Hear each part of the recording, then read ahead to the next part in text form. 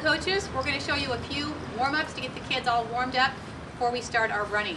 Go ahead and we'll start off with our first pose, which is reach for the stars. Reach for the stars. Have the kids stand with their feet just about hip width apart, and we're going to have them reach on up, alternating from on their tippy toes from side to side, reaching for the stars. So what they'll feel is this great lateral stretch. So you can tell them, reach really, really hard, reach up, grab a star, and they come on down, and they come up on their toes to the side, reach for the stars and grab a star, and we'll have them just go through each side just about maybe 5 to 10 times, depending on how much time we have. Then we'll go into our next pose, which will be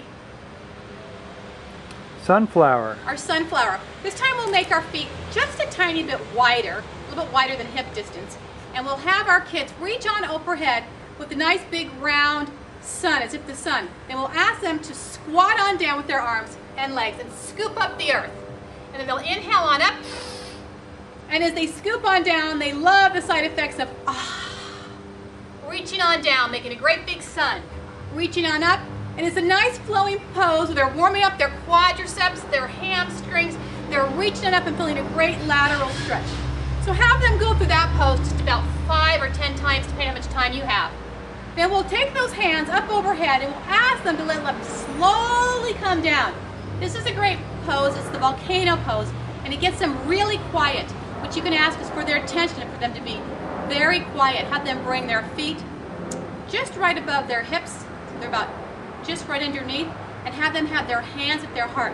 And tell them, just like a volcano, before it erupts, we have to be really quiet. So once again, this emphasizes getting the kids kind of quiet and settle down. And have them lower on down, trying to have them keep their knees back behind their toes. And then they just love the part of reaching up and exploding. Shh. Gently bringing those hands back together, telling them to be really quiet, and lower back on down. And reaching on up and exploding. Shh. And reaching back on down, really, really quiet, and exploding. And once again, we can have them do that in about 5 to 10 poses, depending on how much time we have. The next pose we'll go ahead and go through is a downward facing dog, which is walking the dog.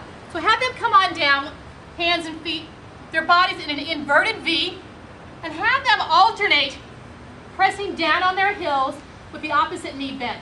So one heel will press on down, the other knee is bent. And they just kind of gently rotate as if they're walking the dog.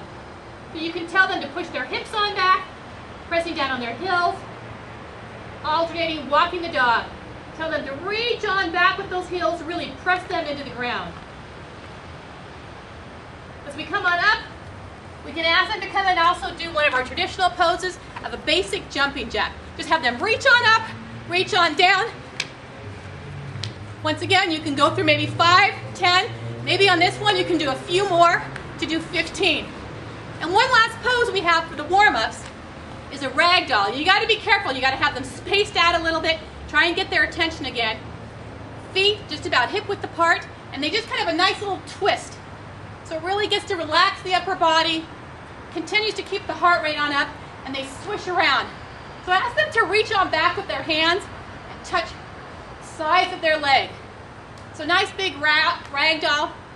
As they get all wound on up, tell them to slow it on down. Once again, a great way to get their attention.